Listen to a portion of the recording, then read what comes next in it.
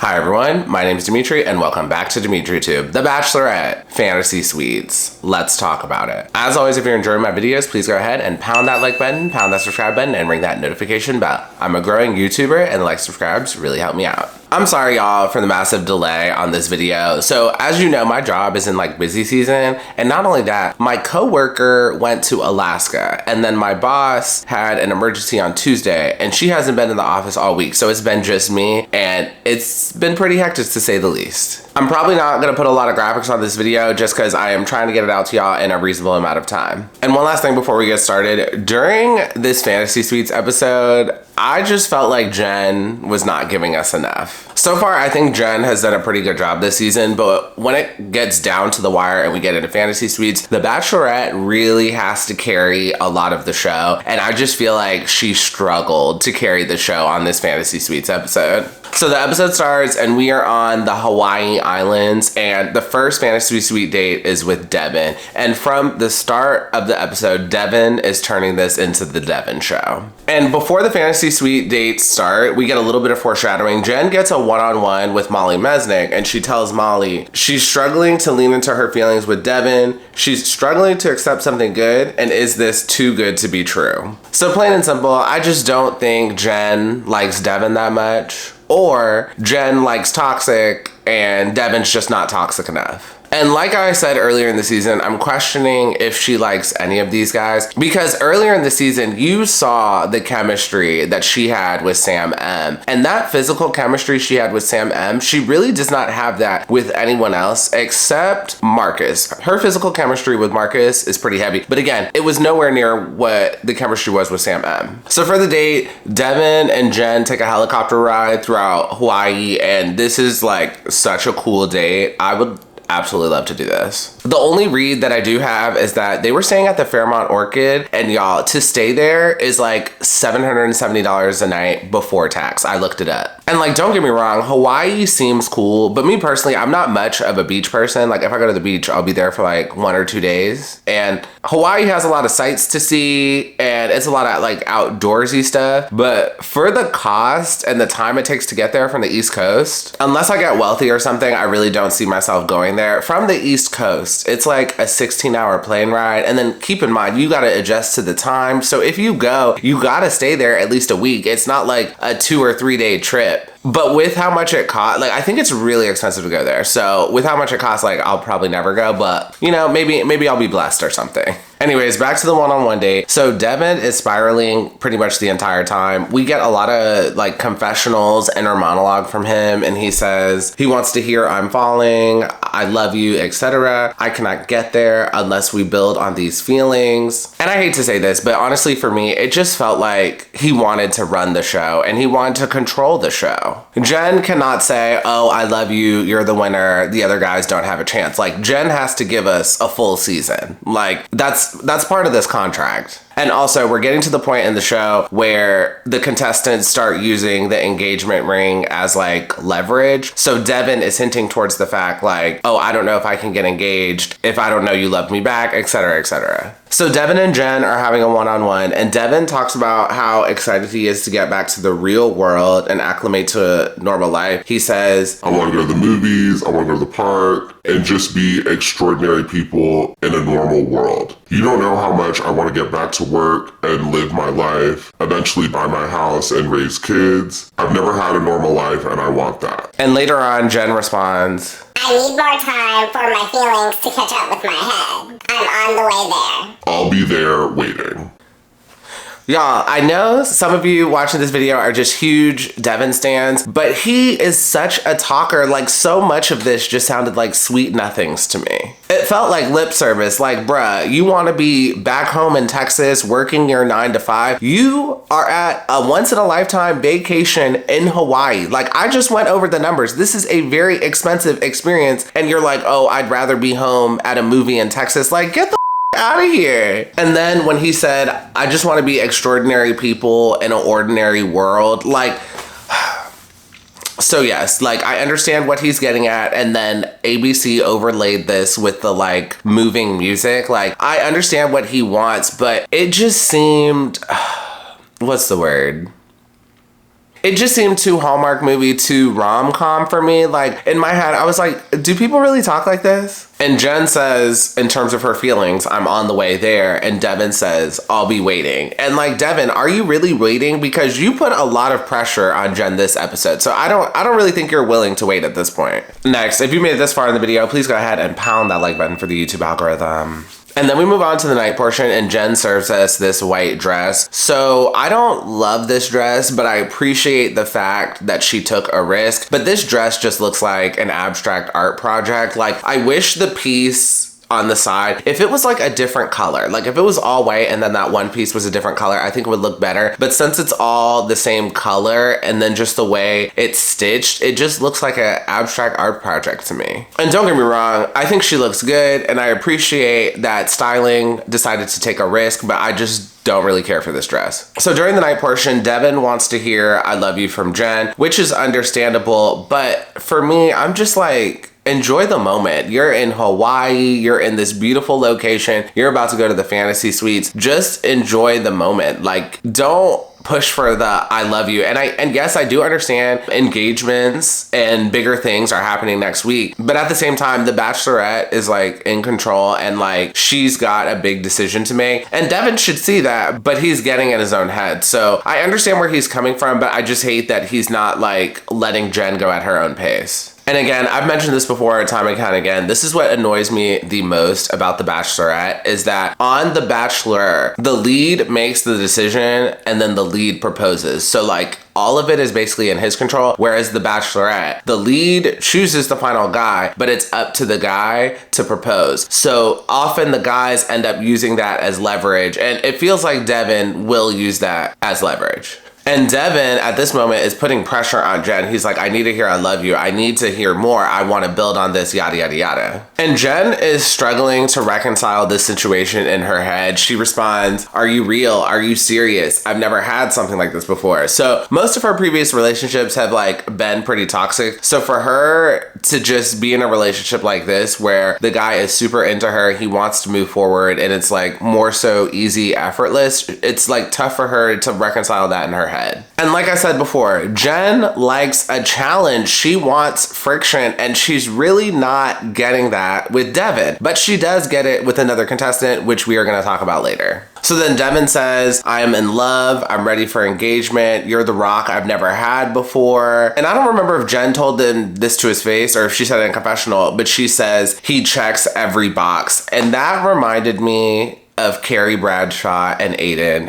And I'm not going to explain that, but if you know, you know. But basically, it's just, you can have a guy who checks every box and who is like, on paper, he's perfect. But that doesn't mean you're into him or you love him. He's just perfect on paper. And it can be tough to let him go because you see that he's so perfect, but for some reason, you're just not into him. So Jenn and Devin end up going to the fantasy suites, and then we get to see a little bit of the morning after. And personally, I don't think they smashed. They may have went to like second base, but I don't think they went all the way. And I only think that because Devin's mood changed so soon after that fantasy suite. And then after the fantasy suite, it turned into the Devin show, and he got so mad and so in his feelings. I'm like, I just don't think that much happened in that fantasy suite. And then the morning after, Jenn did not seem enthusiastic at all. And overall, it just seems like Devin likes her way more than she likes him. And Devin seemed to piece that together too.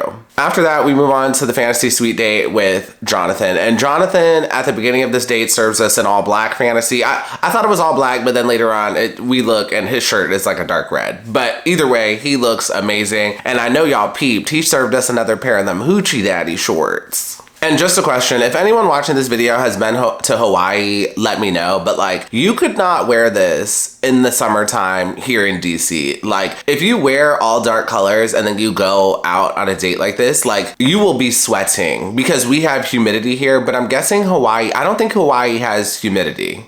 Or at least not like how we have in the East Coast. Anyways, so for the date, Jenn and Jonathon, they get malasadas. I don't know if I'm saying that right. Those are Hawaii donuts. They do some light shopping and then they visit a waterfall. And at the beginning of this date, just Jenn had way more enthusiasm seeing Jonathon than she did with Devin. And like I said earlier in the video, Jenn really needed to like dig deep and carry this episode, but she really didn't carry it for me. And just overall, I have no idea who she's into. Like, I really just can't tell. And another thing I want to point out, I don't know if y'all caught this, but right before they got donuts, Jonathon said, "I'm not the biggest sweets guy in the world." You know, Jonathon, we were all rooting for you. We were. And now you're gonna say something like that? So I'm definitely a sweets guy. Like, you know how some people like to drink or they like to have their glass of wine? Like, that. I'd rather have dessert over the alcohol any day. After that, we move on to the night portion.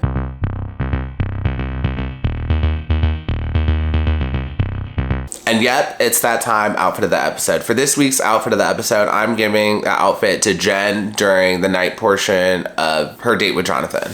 Jenn is wearing this really cute green mini dress and it has a silver sparkly collar. This color just looks so pretty and it looks so pretty on her, and I love the sparkly color. This dress is just so sexy. It's fun. It's perfect for a night out in Hawaii. Like, I don't know, this outfit just really spoke to me, so I really had to give it outfit of the episode. And sidebar, let me know, what do y'all think about Jenn's hair? So Jenn has gorgeous hair, but it is very long. Like, it's almost down to her waist. Like, I think it would look a little better if she just cut it. Like, not drastically, like she doesn't have to cut it that much, but I think if she cut it like 6 inches or so, or just gotten a shorter length, it would just look better. I don't know, let me know what y'all think in the comments. And I'm not saying she needs to go out and get a bob or anything, but I'm just saying, like, I'm in that camp of sometimes it's like your hair is too long and you should just like cut it some.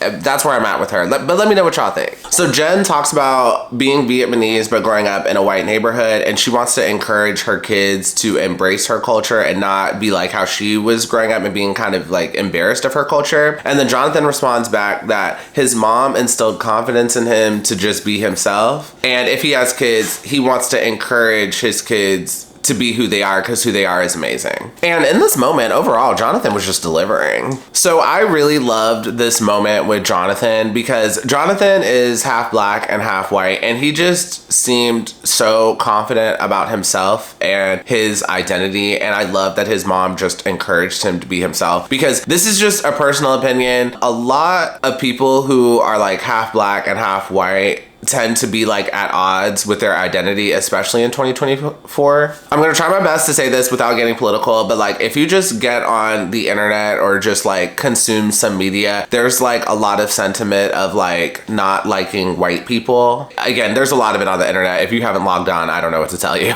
And just like in America, if you're half black, you're normally just considered as black. Take, for example, President Obama, who was our first black president. Like, even though Obama is half black, half white, he's considered our first black president just because like our history in America, yada, yada, yada. Anyways, going back to Jonathon in 2024, oftentimes you can just hear a lot of like anti-white sentiments like on the internet and through the media, but you can't just ignore half of who you are. But Jonathon just seems very comfortable and confident in who he is, and I really like to see that. And just in general, I've just seen a lot of half black, half white people kind of like struggle with their identity in that way. And it doesn't seem like Jonathon is struggling like at all. He's just himself. After that, we go into the fantasy suite, and the kisses between Jenn and Jonathon to me were just way more passionate than what we saw with Jenn and Devin. And personally, I think they smashed. The morning after the fantasy suites, I think it was Jonathon said, everything felt natural and just flows. And also the next morning they were toasting to mimosas after. Like, I think they smashed. And overall, Jenn was just way less talkative, most likely because she was tired. So after that, Devin is like spiraling somewhere, but we get like a golf date with Marcus and Jesse Palmer, and I absolutely love this golf date. So overall, Jesse Palmer just does not give a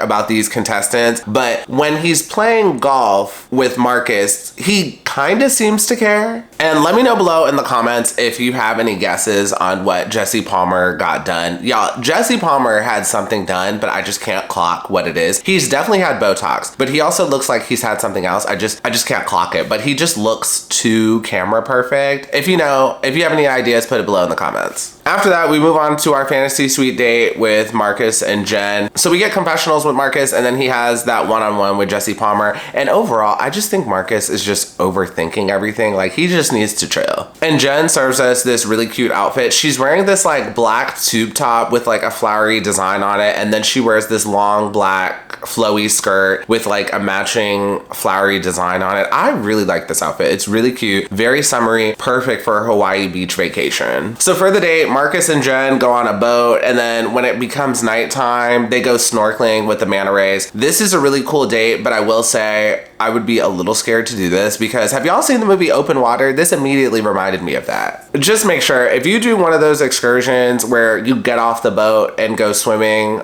do it in a small group. Never do it in a large group. Do it in a small group and make sure the people in charge know who you are and they do not leave you behind. Actually, maybe even splurge and do the private tour. It's probably worth it. After that, we move on to the night portion, and Jenn is serving us this really cute red outfit. She's serving us this long skirt with a slit on the side showing some leg, and then she pairs it with like a matching red crop top tank. And she looks absolutely amazing in this. This was actually really close to getting outfit of the episode. The only read that I do have is that this reminded me of like Disco Barbie. Did it remind y'all of that? Like if you change the color from red to like a hot pink, this would look very Barbie. And not that there's anything wrong with that. I do like this outfit, but this just seemed a little over the top for a one-on-one private Hawaii date. Like, I just preferred that outfit with Jonathon better. Again, this was a really close call. This one almost got out for the episode.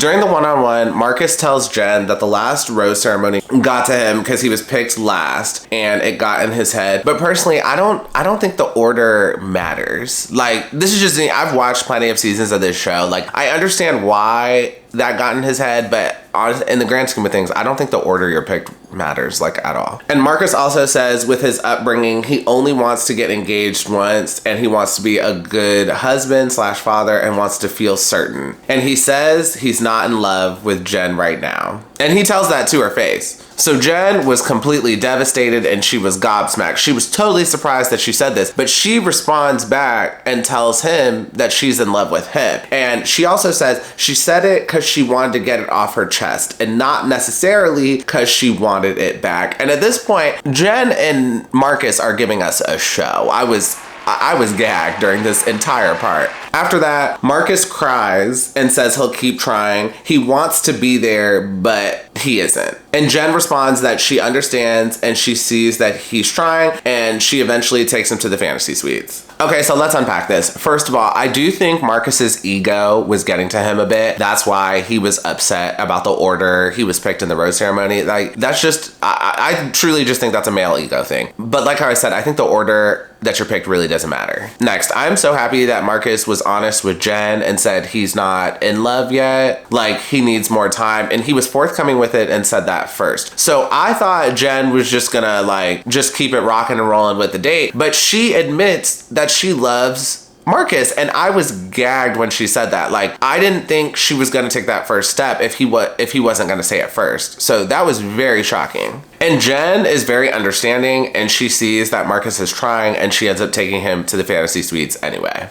So like I said earlier in this episode and previously in the season, Jenn likes a challenge. When it comes to Devin, everything is just so easy and smooth with Devin, but that's why it was a struggle for her to get rid of Sam M. She likes a challenge, and same with Marcus. Marcus is giving her a challenge and she is eating it up. I don't know if it's because Jenn still needs healing from her previous toxic relationships, or if she's just constantly attracted to emotionally available guys. I don't know what's going on, but it's okay to want a challenge, but it just seems to me like the challenges that she responds most to tend to not be the best. And in the grand scheme of things, Jenn really should have sent Marcus home right then and right there. If Marcus is not there at this point, I personally don't think he'll ever get there. This is just my opinion. You know if someone is the one, or if there's a strong possibility that they're the one within 4 to 8 weeks, if you are seeing them regularly. I feel like the only reason people date for like 1 to 3 years before they get engaged is just to make sure your lives work together, not necessarily to see if you think they're the one. And in terms of Marcus, I think him and Jenn could date another year and he still won't be there because she's just probably not the one for him. him. And Jenn is understanding and sees that he's trying, which is fine.